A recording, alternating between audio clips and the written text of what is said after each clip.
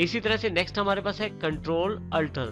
देखिए यहाँ पे अल्टर और कंट्रोल दूसरी तरफ भी दिए हुए हैं और ये एक विंडो बटन है जो दोनों तरफ दिया हुआ है। यहाँ पे कंट्रोल अल्टर जो है, इन दोनों का प्रयोग मुख्यतः शॉर्टकट कीज के रूप में किया जाता है। कंट्रोल और अल्टर कीज के साथ शॉर्टकट अवेलेबल रहते हैं विभिन्न सॉफ्टवेयर्स के अंतर्गत। तो जब भी मैं कंट्रोल प्रेस करता हूं या अल्टर प्रेस करता हूं तो उसके साथ कुछ पहले से प्रदान किए गए की कॉम्बिनेशंस के साथ मैं शॉर्टकट चला सकता हूं। इस प्रकार के शॉर्टकट्स को देखने के लिए हम उदाहरण के लिए माइक्रोसॉफ्ट वर्ड का प्रयोग करते हैं। यहाँ पे यदि आप देखें, मैं कंट्रोल प्रेस करता हूं और साथ में यहाँ पे ओ प्रेस कर देता हूं तो मेरे पास फाइल ओपन करने के लिए एक डायलॉग बॉक्स ओपन हो जाता है, जिससे मैं पहले से स्टोर की गई फाइल को ओपन कर सकता हूं।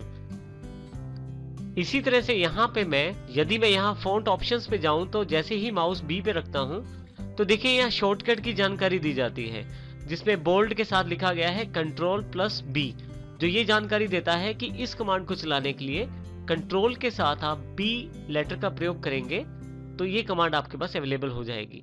इसके लिए मैं कुछ टेक्स्ट सेलेक्ट कर लेता हूँ, कीबोर्ड पे कंट्रोल प्रेस करके रखता हूँ, साथ ही बी प्रेस कर देता हूँ। तो देखिए यहाँ ये कमांड इंडिकेशन में आ गई है, अप्लाई हो गई है और साथ ही यहाँ पे मेरे पास जो टेक्स्ट है वो बोल्ड हो गया है।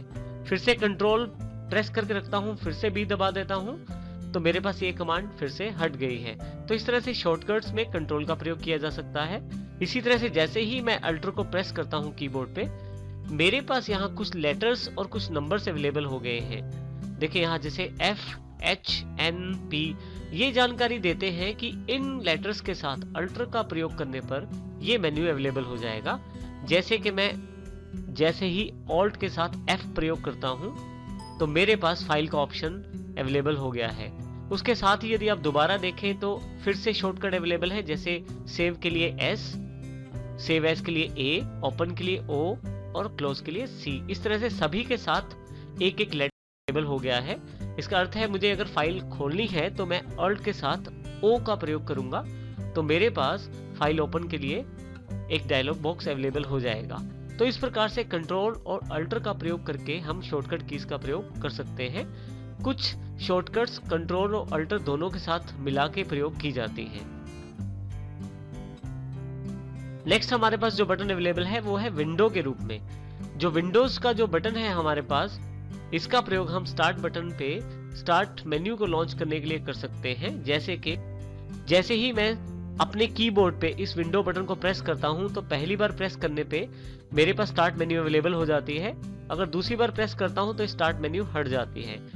इसी तरह से यदि मैं किसी भी ऑब्जेक्ट की राइट क्लिक की प्रॉपर्टीज चाहता हूं, किसी भी फोल्डर की, किसी भी फाइल की राइट क्लिक की प्रॉपर्टीज जानना चाहता हूं तो जैसे कि यहाँ पे मैं कोर्स वाले फोल्डर को सिलेक्ट कर लेता हूं और मान लीजिए मुझे इसकी राइट क्लिक की प्रॉपर्टीज देखनी है तो मैं इस बटन को जैसे ही प्रेस करता हूं मेरे पास उसका राइट क्लिक वाला मेन्यू सारा अवेलेबल हो जाता है। तो इस प्रकार से मैं इनका प्रयोग कर सकता हूं।